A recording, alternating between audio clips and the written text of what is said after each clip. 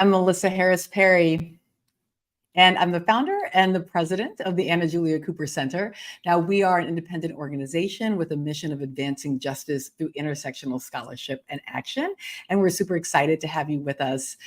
My other role, my day job, is my role as the Maya Angelou Presidential Chair at Wake Forest University. And this is the first event in our series that we're calling Sister Citizens, Conversations with Black Women in U.S. Politics and Media. And it is part of, think of it as like the public-facing aspect of one of the classes I'm teaching this semester. So these folks who you'll see in the background, and you might see like some other versions of them in the background as well as we kind of go along. These are students from my class at Wake Forest University, which is also titled Black Women in U.S. Politics and Media. So this is a way of almost like being in class with us and us making our class available to all of you. Now, if you want to know more about the class, like if you're like, I am on Nerdland Patrol and I definitely want to know the whole syllabus, you can go to AJC Center, the Anna Julia Cooper Center's website, or to our Facebook page where you may be watching us, and the syllabus for the class is there. So all of the discussions in this series are designed to like support various aspects of the class, things that we have been talking about. So far in this class, and earlier, in fact, today, about an hour ago, we had a big conversation around Black women and organizing. So a lot of that is going to be happening in our conversation tonight. So for tonight's event, we're going to invite all of you to engage with us and to use our event hashtag, which is Sister Citizen Talks. Hashtag Sister Citizen Talks.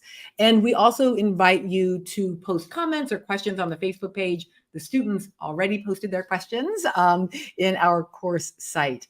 And one more thing before we really get started, a big thanks to the Ms. Foundation for Women, who is supporting the entire Sister Citizen series. All of this is made possible in part by their generous support. All right, here we go. Let's really get started because I have two fabulous guests. Our first guest this evening is April O. Turner. Now, Turner is a public relations professional with over 20 years of experience working with nonprofit corporate clients as well as elected officials and working in areas of political and communication strategy. And right now, April Turner is Vice President of Communications and External Affairs at Higher Heights for America. And I feel like many of you already know the work of Higher Heights for America.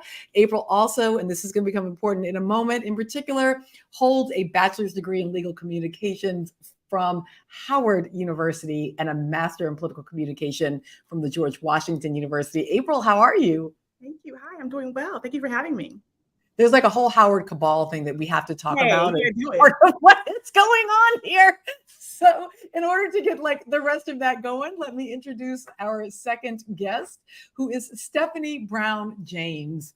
James is an experienced social entrepreneur and civic engagement strategy, and she is co-founder and senior advisor of The Collective. The Collective is actually 5 different affiliated organizations. We're going to focus a lot tonight on The Collective PAC and the work of The Collective PAC, and The Collective has raised over $50 million from nearly 250,000 individual contributions and helped more than 400 leaders be elected to office. And yeah, y'all, Stephanie Brown James went to college at Howard University.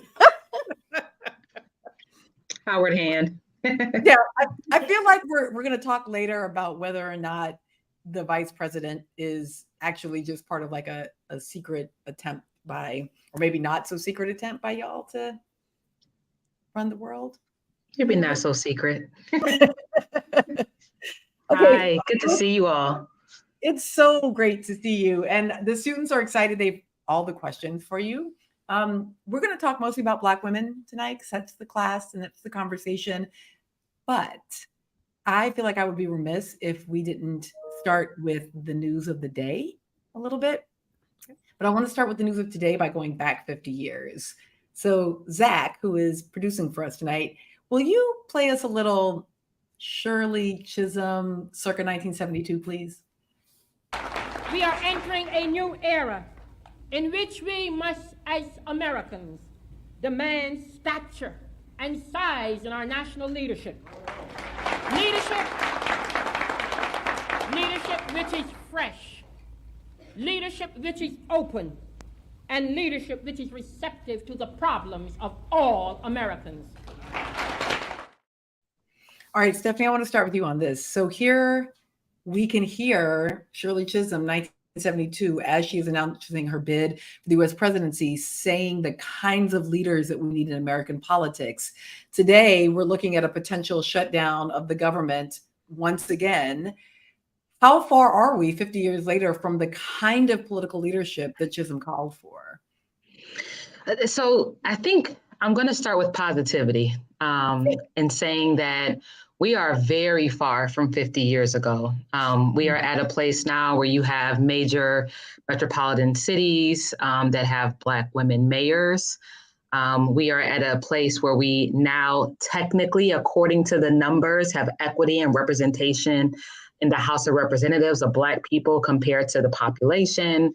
And we know that although we do not have a Black woman in the Senate, the fact that we have a Black and Asian woman in the second highest seat in the land, and the fact that we have now a handful of Black women who are running for the U.S. Senate right now across the country shows that we have made a lot of progress. However, when we talk about the character of leadership in which we see folks operating in many of these positions, especially on Capitol Hill, especially in state legislatures, they continue to not reflect the diversity of our communities. And so we have a long way to go to have people in office that are actually reflecting, representing, and respecting our communities in a way in which they should, by creating policies that will actually progress us, as opposed to many of the regression policies that we are seeing coming out now.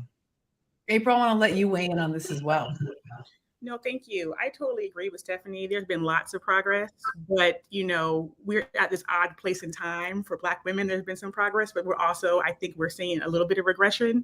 I just left an event. I was talking to some Capitol Hill staffers. I started on Capitol Hill. I cut my teeth there. And I was asking them, like, how is it there now? And it's a different place. We're all watching and seeing what's happening with the different parties. And it's a place now where people can't have any more conversations. There's so much partisan politics. And, when I won't date myself, when I was there, at least we talked to each other and were able to do some bipartisan things. So definitely there are lots of strides that have been made, but there's also just lots of work to do. And it's, I think for those of us that do this work, and even those of us that are looking at the media and looking at it, I think we're a little bit disgruntled by what we're seeing in our leadership. April, I want to push on that a little bit because that's what I do to my students in class. So when you say, well, there was this time, right, when we could be in conversation with each other, right? And I put that with what Stephanie was saying about the greater level of diversity. So Zach also pulled some good numbers for us. It's always good to see these numbers. So when we look, I mean, Stephanie, your point is so well taken. We're at about 13% in the U.S. House. And I say we, meaning African Americans, Black folk, make up about 13% of the House and about 13% of the population. So it seems like there is representational equity there, although only 3% in the Senate. If we look kind of more broadly at some of the other numbers, though, we can see that, like, again, we can see some of this progress. But this question of sort of who it is, we're still talking about 93% of elected prosecutors are white. 90% of elected officials in the US overall are white, right? 96% of Republican candidates, right? Simply of their candidates, right, are white. If we move forward a bit more, let's just look at maybe two more slides here, Zach. Also, when we look at the state legislatures, which of course is sort of our pipeline, presumably, I mean, some people will presumably become president after having a reality TV show, but most people will come up some kind of political ladder. And again, we're still at, only 10% in the states and only 5% of statewide elected officials. And if we look at Black women, right, then those numbers look even a bit more different, right? So Black women in Congress, right, still making up sort of that small red bar. All right, great. So that's kind of the numbers, right? That's me as an academic, making sure we have our data that we're talking about. But if we put that with, right, and then that last one also reminding us has never been a governor, right? Never been a Black woman governor. But if we put that with April's point about when we used to be able to talk to each other, Is it because we are there? Is it because these spaces of governance are now more diverse that there is a refusal to talk with one another? I mean, I definitely think that the argument can be made, with our pushing forward and seeing strides. We also are seeing what the other side is doing as well. So it's definitely are those that oppose strides and moving forward. So there's definitely an argument to be made there that with our progress, we also see something else happening. Mm-hmm. Yeah, that's a really thought-provoking point. And, there's definitely more differing viewpoints now. The greater diversity we have, the more people's voices, lived experiences are represented. I think that's what makes it even more shameful that we don't have a Black woman's voice represented in the U.S. Senate. We know how crucial it is, not just the Senate, but also in governor seats. These are positions that have a lot of influence in what happens to our day-to-day lives. And so I think that's a really important point that you brought up, Melissa. All right. I want to dig into what your work actually is. So I don't want to begin by presuming everybody knows what Higher Heights and Collective PAC do. Some folks definitely do. Some folks may not. So I want to just, I'm going to give you all a little shout out because it ain't TV, it's Facebook. So I can give a little advertising here. So I want to start with Collective PAC because Stephanie, it's interesting to me. You're like, no, I'm going to start with a positive or asset-based understanding of Black politics. So I want to take a look at this kind of boss video y'all put together about the work that you do. Oh, okay. They said it couldn't be done. They are terrified because they know what's going to happen. They said the worst was on the way. Today is not the end. It's just the beginning. The red wave is coming, they said. I sat here and told you there was a red wave coming. It turned into a whimper. Together, we elected a record number of Black leaders into positions of power, with 252 candidates endorsed and 187 on the ballot this past November. We contributed approximately $700,000 through direct contributions to endorsed campaigns and bundled over $330,000 for federal and statewide campaigns. That's over $1 million for Black candidates since 2021 alone. And all right. So how'd y'all do that? What is it that you do? That's like the end game, right? But how? What is it that you do that makes that happen? Let me just say, I appreciate you showing that video. I haven't seen it in a while, so I thank you for that. And also, and I wanted to say this in the beginning, it is a real honor to be on here with April. We were both SGA girls at Howard, and April was just a couple years before me. But the beautiful thing is that Higher Heights and Collective PAC really started around the same time. So we consider ourselves sister organizations. And it's been just a real joy to be on this journey with them and with Glenda. So I just want to say thank you for having us on together. Collective PAC, we started in 2016, mainly because of the numbers that you talked about, the fact that we have 90%, of all positions, elected positions were held by white people, and it's like, wait a minute, this is not the community that I know. This is not reflective or representative of our communities. And we say that in order to change the laws, we must change the lawmakers. And to change the lawmakers, we have to be the ones that are running for positions, from the very local positions to the highest offices in the land. And so when Quentin and I started the collective in 2016, we were focused on making sure that no matter if you were running for from school board to Congress to the presidential position, that we would be a backbone of support for Black candidates. And so we have been able to help over 400 Black candidates get elected, but we also saw that we had to pivot. So now we have 5 organizations. So while we do the PAC work, we have to also do Black voter engagement work. And so we have also a C3 and a C4 organization. And we have to also do hard-hitting money work. So we have 2 super PACs so that we can also be in the airways have TV commercials for to support different candidates when needed. But it's really all about equity. And that's what the PAC does by supporting, endorsing candidates and giving real dollars. And that's what our folks need. They need money early and they need it often.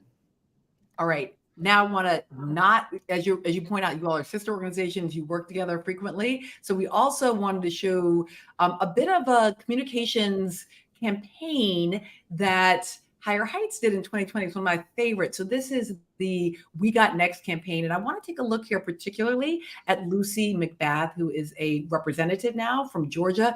For those of you old enough, she holds the seat once held by Newt Gingrich. Let's take a look.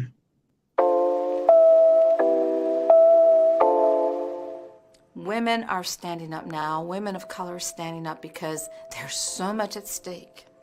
If we don't stand up, what we're able to provide for our children and our families and our grandchildren is threatened. It's being dismantled before our very eyes. Women have been community organizers. They have been building movements. They have been working in their own communities, their municipalities. They are on the school boards. They're on, city councils. They have everything that they need. Just stand up. Don't ever let anybody tell you what you can't do. Because the way I look at it is, I've lost the most important thing in my life was my child. And I've been to the bottom, and there isn't anything that anybody could say or do to hurt me or make me believe that I'm any less than. Because I know what I've been called to do. And I'll do it with every breath of my being. And I may not even be here to see the end and the change, but I'll live my life knowing that I've done the best that I can to make a difference for everybody else that comes after me. All right, April, I know Lucy McBath is everything. And for those who, again, maybe younger folks who are listening, some of my students or students who are tuned in, her son, Jordan Davis, was killed at a gas station by a white man. He was simply a passenger in a vehicle. This man said that the young people in the car were playing their music too loud. It was a racially motivated crime. And of course, she lost her only child in that crime and became part of the Mothers of the Movement, and then herself ran for office. And so, April, I guess part of what I want to ask you is, as we listen to Congresswoman McBath there, how representative is she of the kinds of reasons, right, that she articulated? How representative is that of why Black women either run for office or get engaged in organizing?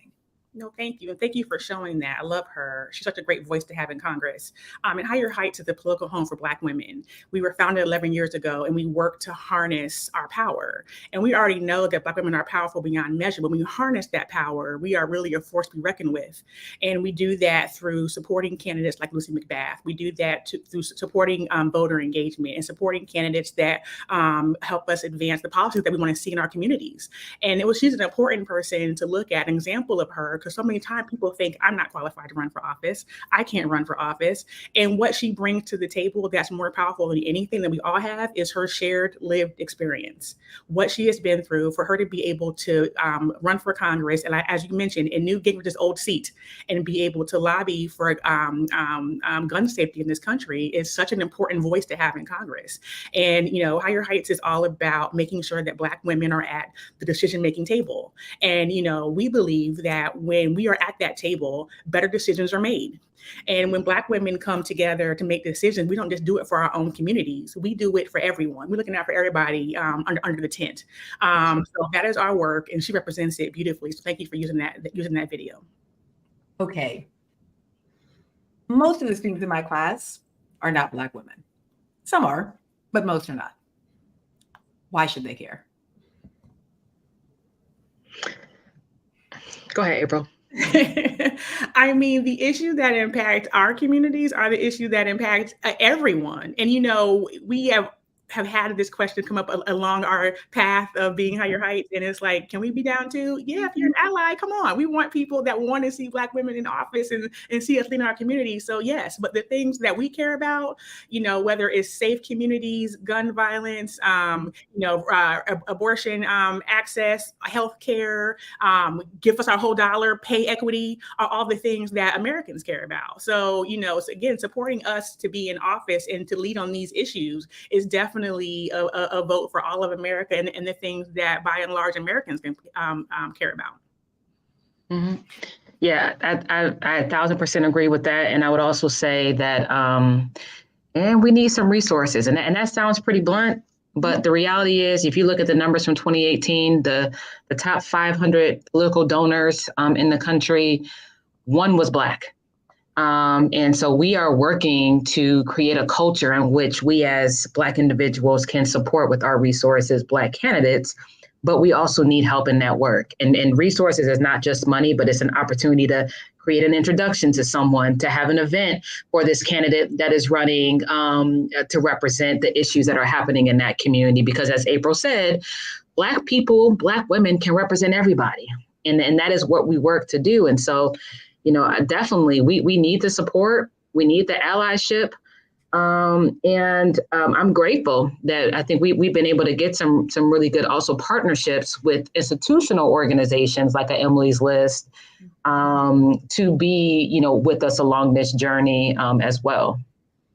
So, but given how broken the system is, right? Like we just were talking about the fact that we got folks who are either refusing to or unable to govern in some really basic ways. Look, Black folks have relatively restricted income streams. And then as we were just discussing in class before coming on the conversation, Black women have the lowest wealth, right? So sort of the things to fall back on. So if I got $10, why in the world should I spend it on politics, right? Like if I think about inflation of all the things that I need to spend my money on, my kids, my household, my debt payments, why should I give $10 to politics and to a candidate if I don't, what is the likely return on investment for me? Mm-hmm. I think that's such a very interesting question for our community. And we all have issues that we care about, whether it's the pothole down the street or something on a national level or what's happening on your state level. And, I think it sometimes can be a lesson for us. Giving to the causes and issues that we believe in are very important. And it's actually interesting, especially for African-American people. We are already a very philanthropic group. We give to the religion, we give to our churches, we give to our sororities and fraternities. And it's actually interesting the amount of power and change that can happen on, no one's saying this give over $1,000 check, but, small, for going coffee from Starbucks for a week and thinking about giving that to an issue that you believe in or a candidate that you believe in can make huge impact in your community. So definitely just the thought of giving to what you care about, I think is really important for us to remember when we have that conversation. Yeah, and I would say, listen, I think, for those of us that go to church, we still giving our tithes. That's donating, so I'm glad you brought that point up. But if our community has realized something, it is that people who are in positions of power, who are in political positions, they are able to create the rules. And so if we are going to be the rule makers in our communities, we have to then be the people that are holding these positions. We have to be on city council. We have to be on school boards. The reason why, we can have book bans and, why we can have all of these restrictions that are put in place, why a woman's right to choose can be taken away is because somebody was in a position of power to decide that. And they were able to decide that because people voted them into office, or some folks didn't vote at all. And then by default, people got into position. And so when we utilize our money, we are able to show that we have the ability to choose who is going to make the decisions for our lives. Now, there's a lot of disconnect because we don't talk to our communities enough about civics and also how the system works. But I know that when we start to have those in-depth conversations about you as the voter, you as the community person, being the decision maker and choosing who is going to make the policies, that Black people especially are very attuned to that. I just want to say that in 2020, we did a report. We studied the breakdown of money, and we saw that almost 2 million donations from Black donors were less than $21. Over $41 million was given by Black people to political campaigns. And so we have resources, and when we utilize them, we can be extremely powerful. All right. April, I want to take this thing that we're talking about up here, and I want to put it down where the goats can get it, as Joe Madison, Black Eagle from Philadelphia Radio would say. All right, so let's say, so what are we? We're a year and 2 months now from the presidential election, but not just presidential election. As Stephanie was pointing out, right? We're going to be voting for our city council and our presidents. Our all the things. So let's say Higher Heights is going to Houston. Higher Heights is coming to Winston-Salem. Higher Heights is going to Baltimore, wherever. When you arrive, like either digitally or in person, what do you do? Who do you look for? Who are you talking to? I told the young people about a thing called a phone tree. The young people had never heard about a phone tree. And I was like, back in the day, one of the ways we developed like political skills through the church was like you learned how to use a phone tree for contact. They were like, what is this thing called a telephone of which you speak? So tell me, who would be at the top of your phone tree? Who are the people that when you come to town, if you're going to organize Black women, who do you talk to first and what do you say? No, sure. Thanks for the question. And I should say that Higher Heights supports federal candidates, statewide candidates, and women running for mayors of top 100 cities. And when we like to organize around our women, especially around GOTV weekend, when we get out there and have our Black Women Lead weekends, and we're out there knocking on doors, we're using everything in our arsenal. We're using media, we're using social media. There's so many ways to reach people now, but we're definitely coming into a city or a state or a district, and we are trying to galvanize the Black women together. We want people to see us out there in strong numbers, want to see us supporting this candidate, and we want to rally around her and support her. So, the top of the phone tree, I mean, everyone's part of the phone tree. Everybody, let's get the younger people. Let's make sure we get our seasoned citizens. We want everybody to rally around this person to make sure that she can have success and that she feels supported. Stephanie, I want to ask you a similar question, both what you do, but also I really want to understand the money piece, how you make decisions between targeting those $21 givers and those folks who are going to be in that, those top 10s. Mm-hmm. So now when it comes to our Black voter engagement effort, which falls under our campaign called Vote to Live, we really have a focus on reaching what is called low propensity Black voters. So those voters who, let's say they didn't vote in 2016, they didn't vote in 2018, they would probably be written off by establishment folks who would say, you know what, we're not going to knock on their door, we're not going to call them, we're not going to give them a digital ad because we think they're not going to vote. That's our sweet spot. We love to talk to those folks. Because there's a reason why they're not engaged. And so if we can have those communications, we do a lot of digital ad work. We spent over $6 million in 2020 on digital ads specifically targeted to this community. And so the ability for us to not leave anybody behind in our communities is our sweet spot. I do want to say that we've been able to cultivate also a really great relationship with members of the Hollywood community. I do want to give a shout out to Higher Heights. When April was talking about their Black Women Lead weekends, just this past election cycle in North Carolina, we have some joint candidates that we were supporting, and we were able to get Alfre Woodard to come out, be a part of that weekend of action, to go talk to voters, go talk to business owners, make sure that she can fire up volunteers. And so, we try to also just be helpmates with each other in our organization's work as well. I got to say I'm enjoying some of what's happening in the chat that I'll just sort of bring up for folks who may not be able to see it. Jacqueline Richards is in the chat. And as you were speaking, Stephanie said that when she ran for office, petitioning to get on the ballot in New York, that she was told not to bother, but she did. She wanted her local office. I think there was another comment from her there too. So we see people actually saying right here, sort of the work that Higher Heights has also done to not only low propensity voters, as you were talking about, Stephanie, relative to Collective PAC, but also I think Higher Heights has helped us to see folks who would otherwise be sort of written off, right? Collective PAC as well, right? Folks who would be written off. I want to ask a question that comes actually from one of my students who wants to know how you therefore choose which candidates to support. Because, I don't know if these students know yet because we're only in week 3 of class, but eventually I will start saying a lot of bad things about the DCCC.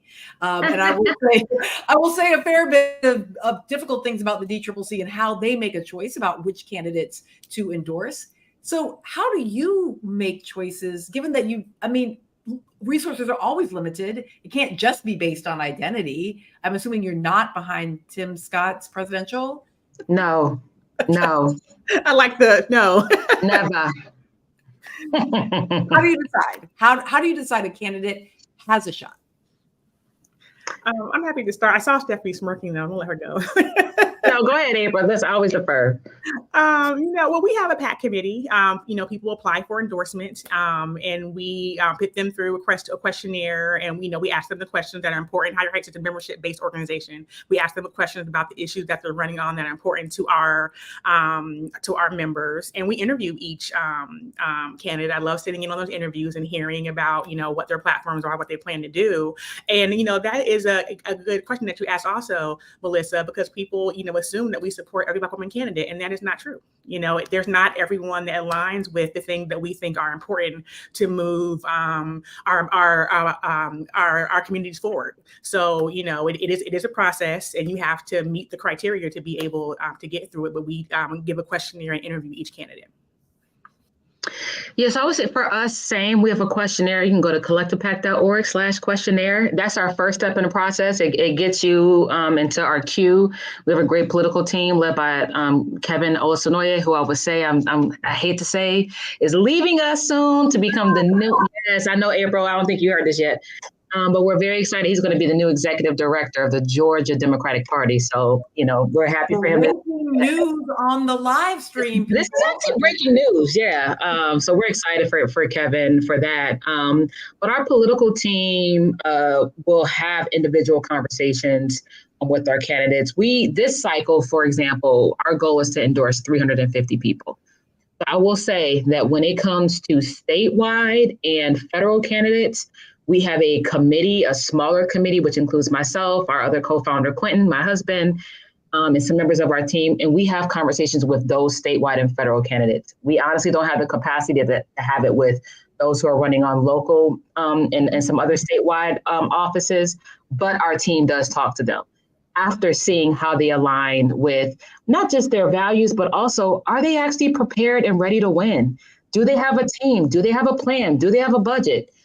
Those things are important because we have limited resources, and we pride ourselves on giving everybody a check, some kind of resource, and we can't give that to folks who actually are not, preparing themselves to win their race. I just have to quickly say, which is why training is so important. And I know our organizations are both very focused on training. For a number of years, we had the Black Campaign School where we would train not only candidates, but campaign operatives to run successful races so that people can be tooled up to be successful.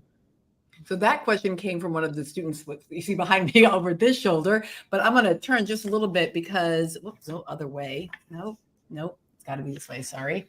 Oh, there we go. So kind of through the mic here, you'll see two of my other students, and they were leading this is Nick and DeMarvin. They were leading our conversation a little bit earlier this evening, and they ended, just as we came down to get all set up, they ended the conversation with students on what is kind of a pretty, I think, provocative point, which was maybe something close to what difference did it make to Black women to have Barack Obama be president of the United States. And I think maybe I will push that one in with also what difference does it make to Black women if Vice President Kamala Harris is vice president? And maybe we could even what difference does it make if your mayor is a Black woman? So, the question was specifically about the 8 years of the Obama administration, because obviously that moment brought so much language forward about a post-racial or, being over racism. But obviously, both of you were deeply engaged in that moment and continue to stay in the world of politics, right? Even if everything's not perfect. So what difference does it make? Does it matter to elect these people into these positions, and maybe particularly Black women? I'm chuckling, I'm laughing because it's our life's work. Yes, it's very important. I know. And they were 6 when it happened. So they're like, whatever. I'm like, yes, you ever done? I know. I wasn't sure if the question about President Obama was also across gender lines as well. So I just wanted to address that too, because there's a thought that because we're pro-Black women, that we're anti everybody else, and that is not the case. We support our brothers. We want them to do well. We want them to be in office. So I just wanted to say that. But it is, as Stephanie mentioned, it's a pleasure to be here with her. We have been doing this for a long time. I'm laughing at Howard. Stephanie was student body president on the yard causing ruckus. I was over in the paper being editor over there causing ruckus. And we're still doing this work because it's so important. So yes, these things deeply matter. And, you know, it's interesting to talk about Barack Obama or Kamala Harris and like actually have lived what we just lived through from the Trump administration. And I think we all kind of know the answer doesn't matter. It matters a great deal. Yeah, and I'll just say, you know, with having Barack Obama in office, there is something about seeing yourself, and there's something about being represented and being reflected and knowing that something is possible. So I know it may feel like squishy, but there is a squishy element in what's, I hate to use the word symbolism, but what it meant to have a Black man in the highest office in the land. I mean, that it was significant. And my young boys who are 6 and 8 years old, they know their president they know Barack Obama. Like so it's not even a thought to them that Black people can't be a president or a vice president. But then I think just practically, and I think about the Biden administration, they get beat up a lot. I think unfairly so in a lot of ways. And of course, no administration is ever perfect. But you look at the Biden administration, they have placed more Black women on the federal bench than any other presidency combined. 75% of their federal appointments have been women. And so, again, who is in decisions of power and who are decision makers, it makes a difference. That's why we can talk about the mortality rates of Black women. That's why with childbirth, we can talk about the need for a child tax credit. We can talk about why we need to have, no knock warrants being taken away, because we know what it means to Black people, and Black moms can talk about what it means to their children. And so there's certain things that don't get brought to the forefront. As there's Black people, and especially Black women, that are bringing these issues to the forefront for policy decisions to be made on them. All right, we are going into my favorite part of any conversation. It is called the speed round. Now, all that means is I'm going to ask really hard, big, huge questions. You have to fast. So here we go. First, from each speed. Oh, we have a whole speed round sound now. Who even knew? Okay, Zach's got the production level up. Okay, I'm going to start with Stephanie, and then I'll go to April. But on the same speed round question, 3 races involving Black women that we should all be watching. I'm going to have my whole class watching these, that we should be watching at either the state or federal level in 2024. Stephanie, 3 races. Yes, Lisa Blount Rochester in Delaware is running for the U.S. Senate, would be the first Black woman from that state to hold that position. We have no Black women in the Senate, by the way. Also, Angela Alsobrooks running for U.S. Senate in Maryland. And then I would say, oh my goodness, we have to have Barbara Lee in California in the U.S. Senate as well. So those are my 3. Great, love them. How about you, April? Are they the same 3, or do you have 3 different races that you'd say we should be looking at? You would think we had coordinated this. Thank you for doing the sentence, Stephanie, so I don't have to. I'm going to do mayoral races and statewide races. So this year in Kentucky, Pamela Stevenson is running to be Attorney General. Attorney Generals are very important in this country. She will be the first Black woman to hold that role if she's successful, and she's coming in for Daniel Cameron. He's running for governor. If you remember, he is the person that did not hold up the law when it came to and I'm blanking now. Breonna Taylor. So that's the race we're looking at. Then also, I just left an event just now in DC for Sherrill Parker. She's running for mayor of Philadelphia. She's won the primary. All but anything happening that's major, she will be the mayor of Philly. That's a huge deal, and that's the 6th largest city in the country. And then I'm going to shout out Ms. Jackson Lee. Jackson Lee is running for mayor of Houston. She is coming from Congress, from Texas 18. And, we saw this with Karen Bass when she left Congress to run for mayor of LA. She has a vision for the city of Houston, and she wants to leave Congress to run for mayor of Houston. We support her, so we're excited about that. So it's definitely 3 races to watch. All right. Now, in a similar vein, I want you to give us the name of one person who is either an organizer or an elected official at a more local level, whose name might not really be out there in the world, but who's like a real model of doing the work. Earlier, again, in class, one of our students who's over my shoulder this way is actually also my mom. Yes, my mom is totally taking my class this semester. And so she was talking about some local organizers here in North Carolina. And we brought up Linda Sutton, who whenever I think like Black woman organizer, I think about Linda Sutton's voice at any given rally. She is with Democracy NC. She knows everybody, everything. And like, you know, when I think about what makes democracy run, I think about a Linda Sutton. So who's your Linda Sutton? I'll go. I want to shout out Shayla Favors. She is a city councilwoman in Columbus, Ohio. She was a big proponent. Columbus recently passed a ban on menthol cigarettes and flavored tobacco, which we know addicts people, especially the Black community. People don't know that actually smoking is the largest cause of preventative deaths in this country. But anyways, so Shayla Favors, I want to shout her out. I think she also has some ambitions that's going to be coming out soon judicially. And so that is my my shiro, Shayla Favors. I also feel like you just revealed like now I need to have like a Stephanie Brown James conversation about tobacco that I mean I would not have even. Please, it is the silent killer. More people die from smoking than they do from gun violence. Listen, all right, signing you back up for another conversation. April, do you have a person? Mm-hmm.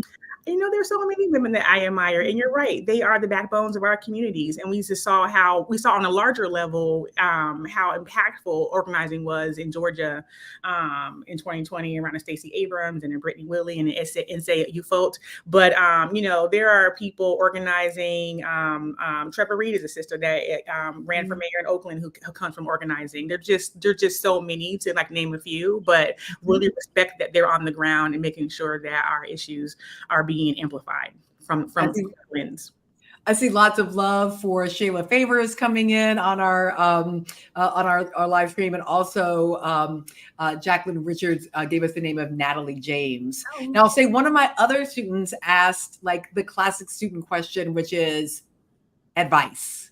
What advice would you have? So I love that you were both SGA. Like that just thrills me because that idea of campuses as a laboratory for democracy, and then you take those tools out into the world. So for some of my students who are in the laboratory of democracy right now, who are going to be going out and maybe doing this work in one way or another, what advice do you have for like strategies for them thinking about building a career in like political operative work? So I'll say that I'm rooted in civil rights work. I joined the NAACP when I was 14 years old, was youth council president of the Howard University chapter before I was SGA president. Worked for NAACP for 8 years. I was national field director for the organization before I joined the Obama campaign as the national African American vote director in 2012. And I could only do that job at the Obama campaign because I had the foundation of knowing how to organize in a real way in all different kind of communities because of my training through civil rights. So I would just say that get involved in very local community grassroots organizations to learn what it means to talk to people, to be empathetic, and to get those strategies under your belt would be my number one thing for people to do now, especially college students. No, I totally echo that sentiment, but I would say also for a young person interested in working in politics, we are needed, especially young Black and Brown people, in so many facets of electoral politics that we don't always see. Like, so at Stephanie's point, doing the work and the thing that people have now that we didn't have is like their social media and everybody's written a book and they have a blog and you can like actually go see these people and check them out and follow their careers. But we need Black posters, we need Black fundraisers. Yes. We need people that are doing direct mail. Like we need to be in places that aren't necessarily the people that you see, the campaign manager or the communications director, but there are so many parts of what it takes to put together a winning campaign that you don't see a lot of us in. And it'd be really great to see some more of our faces there. April, you just made my political scientist, quantitative, empirical analysis heart sing when you said we need pollsters, because I feel like take the stats class, babies. Yes, because we absolutely need that. All right, I have a last speed round question, and then there may be one or two more questions that'll pop through either from our live stream or from students, but this is the last sort of question from my speed round, and it goes like this. We started with Shirley Chisholm and hearing from her at the beginning of this. And of course, among the many important insights given to us by Representative Chisholm is that if no one gives you a seat at the table, bring your own folding chair.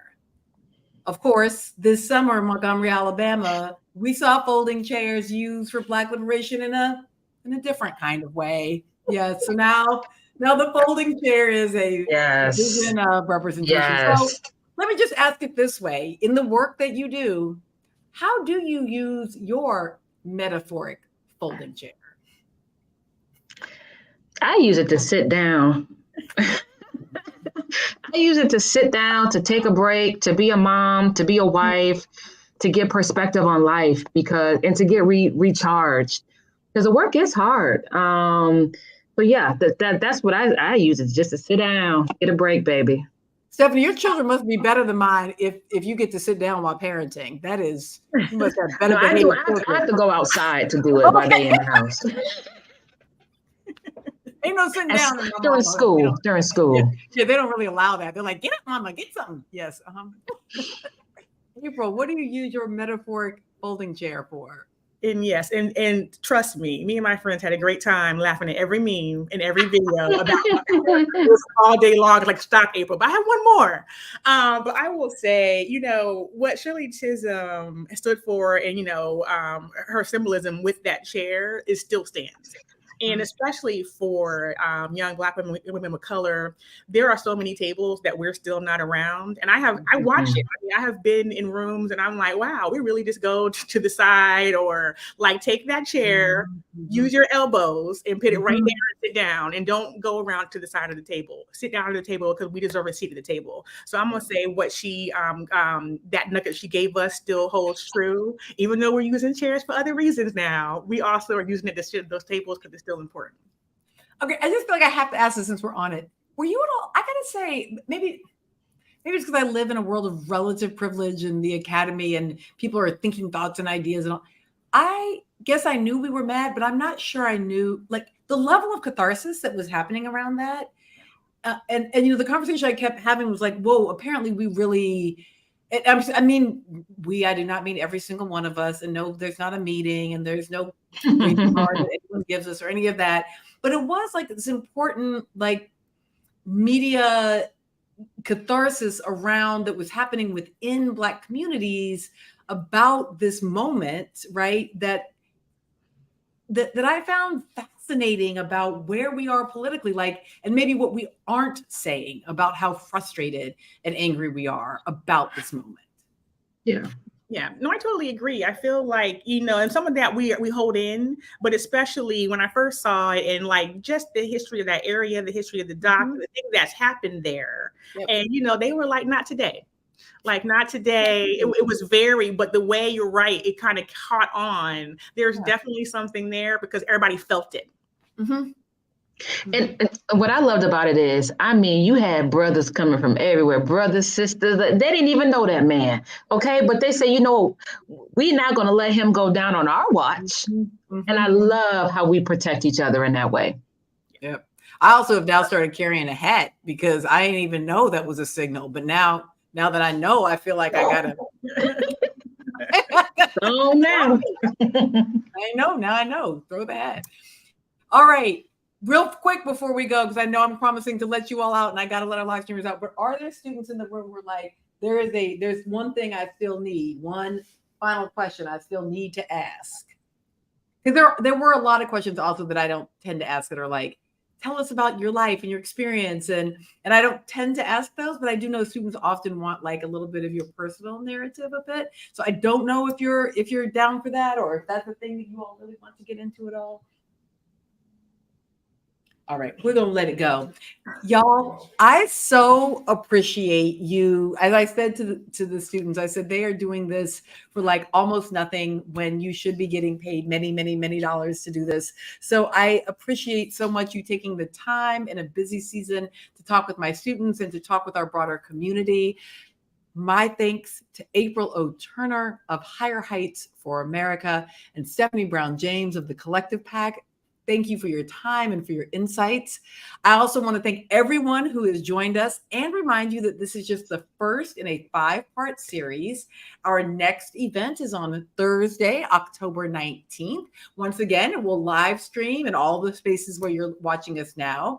Next month, we are talking to Karen Finney, Democratic political strategist and CNN contributor. And it's going to be a fantastic conversation. Lots to talk about with Karen, who's an old friend as well. Thanks again to the Ms. Foundation for Women for their support. And I also want to shout out all of our campus partners here at Wake Forest University, the Department of Politics and International Affairs, the Department of Women, Gender, and Sexuality Studies, the African American Studies Program, the Women's Center, and the Program for Character and Leadership.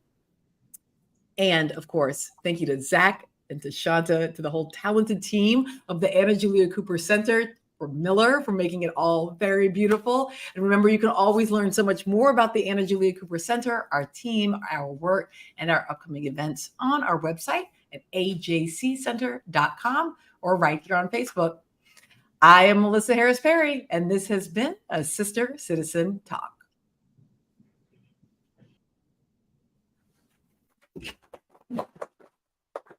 Look, I clap. That's so nice.